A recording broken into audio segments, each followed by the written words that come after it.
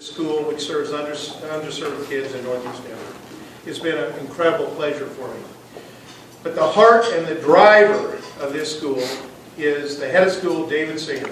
David's very famous in the educational community, and I've been privileged to meet a lot of wonderful people in my life, and I'll have to tell you that this young man, I feel, is unbelievably extraordinary. So, again, I appreciate you all coming. And I'm like David, this is not a big ask, but it is going to be an ask. So I want David to make a few comments here.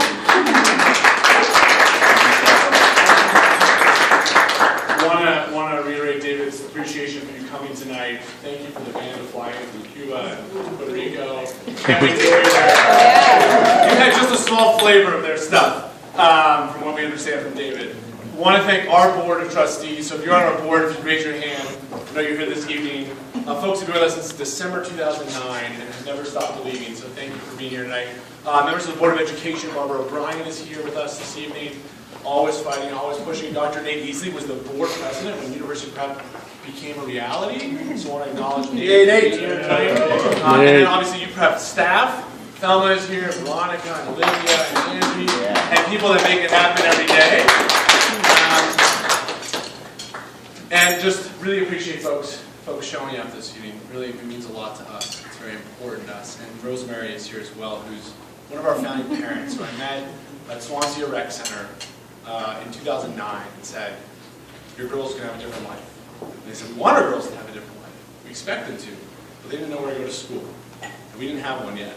And Rosemary believed at that time in a recreation center and a gym that a great school could be established, and we're serving 2 of her children now. So excited that our founding family is represented tonight.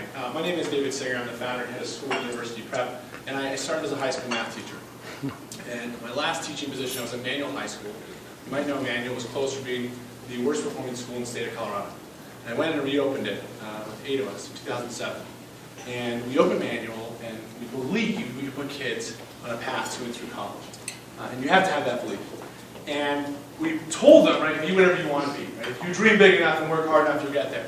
And I met kids who couldn't multiply 3 times 7, couldn't write a complete sentence, couldn't interpret the author's purpose or the main idea of a simple passage. So when I say you can be whatever you want to be, and you can't read, and you can't write, and you can't do math, I'm lying to your face. Because the options that I have, you do not have. It is a lie. It is a horrible lie. And it wasn't just told to the kids at Manual High School in the time that I spent there. It's been told to kids and generations year after year, and specifically to a group of kids who've been marginalized, pushed aside, and said, no, you can't. No, you won't. It's not happening for you. And that is kids of color, kids from poverty, kids in Denver, LA, DC, I don't care what city in America. It's the same kids. It's the same story. And it's ridiculous. So in 2011, we opened University Prep. What we said is, what if we gave you a different school, and what if we started when you were 5, right? You're not this tall, you're this tall. And we told you you're going to go to and through college, and then we gave you the education necessary to make that happen. And we opened University Prep with 100 children. We call them scholars, right? They're going to and through college. And we had the kindergartners and the first graders. So fast forward to today, we have 302 children and families in K through 4th grade. Next year, we'll have 375 in K through 5th grade. We just finished a $4 million facility expansion. And our kids are truly getting a different education. Their life looks different. Our kids, 82% of them live in poverty, about 48% are Latino, 40% black, 10% white, about 2% Asian and Native American. 30% of our kids are English language learners, 11% are special education. We represent Denver. Right? Our kids represent Denver.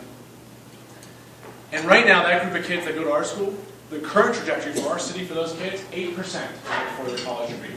8. Right? We call it the 10-5-1 crisis. Right? 10 kindergartners walk into school one day, you know that giant backpack and that massive smile, like who doesn't want to go to school? Homework is cool, your teachers are awesome, right? This is the pre-teenage years. It's a 5-year-old, for those who have kids, you know what I'm talking about. Okay? These are 5-year-olds who just want to get to school and who believe in everything is possible. Right? And doing homework is the coolest experience possible. And they go through elementary, and then 5 of those kids graduate high school. So the 10 who start right now, 5 graduate high school. We're getting a little better, but it's still close to 5. and 1 gets a 4-year college degree. So those 10 eager, wonderful, smiling, bright-faced 5-year-olds, 9 get nothing. Financially, that means $580,000. The difference in earnings over a lifetime for someone with the college degree without is $580,000. Just in Northeast Denver, what that costs kids is $2.25 billion. What that costs kids is a life of opportunity. So let me tell you how UPrep is different. How we produce different outcomes than 10-5-1. Because we think 10-10-10, right, is the only acceptable outcome. Anyone here who has kids, raise your hand. You don't send your kids into kindergarten saying, hope you have no options. Right? No, it's going to be fine. You'll never graduate high school and you won't have an advanced degree and you won't get to do anything you want in life. But you send your kid to kindergarten and you go, wow, right? The world is yours. Mm-hmm. And we believe that is true. We believe that is true for the most marginalized population. And so we do things differently. Our kids go to school 7 to 4 every day. They go for 2 weeks longer than starting kindergarten. They have an hour to 2 hours of homework every night. Right? We hire intensely. It takes 10 to 20 hours to get a job in our building teaching. We hire less than 2% of applicants. We hired 13 staff this last year from 10 different cities across America. It was exhausting. If you're not the best and brightest, you don't stand in front of a kid in our building. Because ultimately the teacher gets it done, right? Educates them. We invest in families. When you get enrolled at UPrep, everybody gets a home visit, right? From our leaders and from our teachers. You have 5 touch points before your first day of school. I don't care what school you went to, here or send your kids to, you did not have that experience. You didn't understand everything that was going to happen on that first day of school. You weren't sitting with your teacher in your living room talking about, what do you want for your baby? And let me tell you what we're going to do for you. Like, that conversation never happened. It happens for every one of our families. In Northeast Denver, just down the street. It happens every year. Right? We do over 3 hours of literacy instruction every day, almost 2 hours of mathematics instruction every day. We have 4 teachers for 60 kids. It's a 15-to-1 ratio. For our special ed kids, who need more support, but they just do, we have 40 kids, 5 full-time employees, that's 8-to-1. The typical average is 20-to-1. That's what it takes. What else do? We work hard. We work really damn hard. People do 60, 70 hours a week, every week. That's the pace I've been going on for 6 years, and I'm going to go on for 60 years. If I make it, it's the game plan. Because that's what it takes. It's necessary. It's necessary. So UPrep looks different, right? We assess kids all the time. Where are you? Is it working? Is it not? Let's change course. Let's fix it. Right away. We think tests are great. Tests tell us how you're doing. Right? You don't run a new marketing campaign, sell nothing more, and go, let's just keep running it. Hope it works, right? The shoes will sell. No, like, kids not learning, change course, kids learning, great, move on. But we always assess, always check what's going on. We hold ourselves accountable to outcomes, like any great organization would do. So a lot of what we do makes a lot of sense. It's really damn hard, but it's necessary for our children.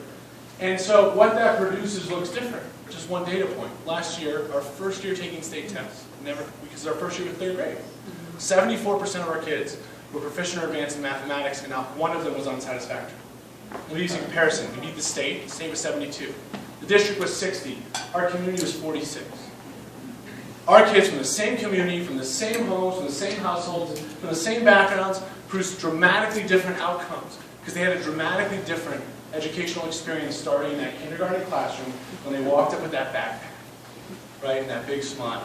And someone said, we believe in you, and we're going to provide you with the education necessary so your belief in yourself becomes real. So the family's belief, so Rosemary's belief, becomes real. I mean, that's data. That's the model of our school. I want to talk to you about a single family.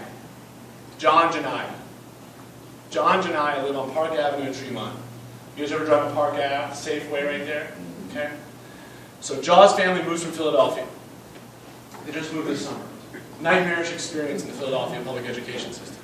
And like every city, there's positives and negatives in their education system. There's a lot more negatives, unfortunately, than positives. Jaw is struggling. He's in 4th grade. He reads like a 1st grader. His sister's in 2nd grade. She reads and writes like a kindergarten. They are dramatically behind. They are not happy at school. They are frustrated, right? They're kind of pissed off. We can't get Dad to come in to meet with us. Can't get a hold of him. They stay with Grandma until 7:30 at night. And then Dad picks them up at 7:30, takes them home, and then Dad drops them off with Grandma at 6:30 in the morning. Dad goes and takes multiple buses to get to Boulder to work, to come back and do it all over again 6 days a week. It's intense, right? It's not the only family that we have with an intense situation. It's actually quite a common narrative. We can't get a hold of Brian, father. We need him to be part of this work with us. We need a team, right? School and home. School and home. Call him, can't hold him, can't find him. So I'm talking to Grandma. What time is he here? She says right around 7:20 to 7:30. So I pull up, right? I pull up my car in Tremont and Park Ave, and I see he's coming out with the kids, and I run out of the car, double park. It's like, Brian, we need to talk to you. He's like, who the hell are you? Like, yelling down at me. In this complex, he's on the top of the steps, on the bottom. And I'm like, I'm Mr. Singer, I'm the principal of your kid's school, John Janaya. And they're like validating that I am in fact. Which is great to get that support from the kids. And I'm like, we need to talk, man. Your kids are struggling at school. We need you in the game. He goes, I'm sick of you guys calling me about uniform and homework and give me the runaround and I get your messages and I'm done with it. You ain't nothing but the system. So I just pause and look at him. It's 7:30 and I'm on your steps. Don't ever call me the system again. Ever. He's still going off on me, right? And I go, stop. Your son is behind. He can't read a grade level and you want a future for him. So John, his fourth grader, starts yelling, I'm behind! I'm behind! And then he's crying. He's pissed, right? He knows. He sees what his kids around him are doing. He's been with us since the beginning. And he's not competing. And he's not flourishing. He's struggling. It's ugly. It's hard. You don't want to be the kid who's behind everybody else in the classroom. And he knows it. He knows it. So Dad's still getting on me. Now Jania's crying because her big brother's crying. Grandma doesn't know what the hell to do. She's got her cane practically falling over. And we get in this battle and I go, well, sir, it's real simple. You're going to get in the game with us, and your son who's crying right now because he's behind is going to get caught up because you're going to play a role, and we're going to play a role. You're going to hold us accountable, we're going to hold you accountable. It's that simple. This isn't a choice. He says, and I say, and I know you're heated right now. So here's my card, here's my cell phone, you call me, we'll figure this out. It'll take a couple days. 2 weeks. And I'm still calling him during this 2 weeks. He calls me. I want to set up a meeting with the teachers. I can't do it during the week, and I can't do it before school, after school. I got to do it Saturday morning. And I only come to my house because it's a shithole. Okay. When else come to your house? And I guarantee I get a group of teachers that come see you on Saturday. Coffee at the Point, 27th and Walton Street. 8 a.m., Saturday morning. 4 fourth grade teachers, the whole damn teaching team. Sit down, Brian. Come up again. That's right. I saw John today, right? Gives me a huge high five and a hug. Kills it in math today. Right? Off the charts. Shared his strategy for solving a complex problem with the whole class. Riding cloud 9, right? As he should be. Dad's in the game. John and I are smiling. And this marginalized family, right, who represents how many of our kids and families, isn't marginalized anymore. And John Janaya will go to and through college. That's all Dad wants. But he's never actually believed someone could deliver it for them. We can. We will. Every time. And we'll die doing it. That's just who our organization is. That's one family. It's really hard. And I remember kind of pausing my car when I got back from walking down those steps in that conversation and being like, who am I to tell this dad like what I just did, right? Like, I don't know him. I don't know his family. But I do know what he wants for his kids. And I do know someone needs you to pick you up, right? Someone needs to be there to pick you up when you're down. That's right. And schools need to do that for kids and families who need to be picked up, who need a beacon of hope, who need someone to say, in your shitty, shitty life, when you're living day to day and you can't put food on the table, your kids are going to have a different future. They will. They really will. On the hardest times. You got to believe that. That's what our school does. So we're here tonight for John Janaya. We're here tonight for those 74% of kids who are proficient in advanced in mathematics, and the 26 who we still need to get there, and we're damn well going to work to get them there, right? We're here tonight because 10-5-1 isn't acceptable to anyone in the room, and 10-10-10 is. And we need to invest in schools and organizations that make 10-10-10 true. That make the statement, you can be whatever you want to be when you grow up, real and not a lie. That's right. We just finished Thanksgiving, right? I'm so damn thankful that I got an education and get to do everything I want in life. I'm really thankful that David and other members of our board allow our school to be real for kids. I'm really thankful that folks like Rich and Teletech and other corporate sponsors and founders and funders make this possible. So there's a lot of folks in this room who have resources. There's a lot of Brians and Jaws and Janais and families that don't. What I described to you costs more money. I'm not going to say it costs more money. It just does. But what you get for the more money is an incredible return on investment. Kids go to and through college and change the world instead of going to jail, to the streets. That's the return on investment. So I'm going to ask you tonight to write a check or give your credit card information. Because John and Janaya absolutely deserve that opportunity.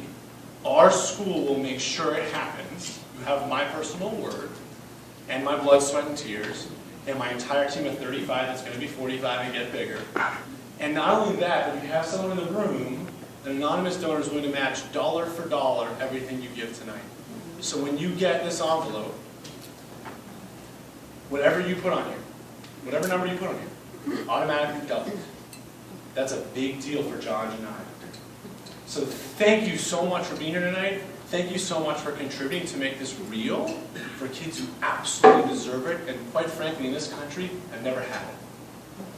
Appreciate you.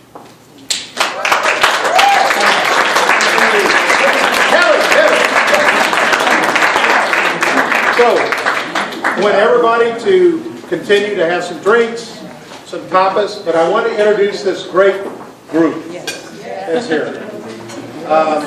These guys are from Puerto Rico, and I've had the great privilege in my life for the last 10 years to spend time with between Denver and Puerto Rico. And the thing that I've been amazed about is the importance of music in the cultural tapestry of Puerto Rico. And so I've asked these young guys to fly in last night. They got in late. They're donating essentially a great deal of their time and energy just to play for us for an hour or so. These are phenomenal musicians. There's Donnie Diaz, who's like the youngest, foremost percussionist in his generation. Ramon Vasquez, who's the best bass player in Puerto Rico. And Juan Carlos, who's a Puerto Rican Cuban piano wizard. Piano wizard! Okay? So we thought they could just play some Latin music for us, serious stuff, and you guys could listen and have some drinks, but pay attention, they're phenomenal. Thank you.